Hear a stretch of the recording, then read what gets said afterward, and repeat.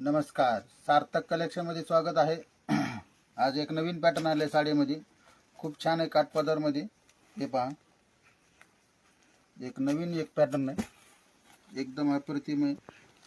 हे पहा, बॉर्डर पण छान आहे, एक गोंडे आलेत मस्त याला आणि एकदम चापून चोपून बसती साडी।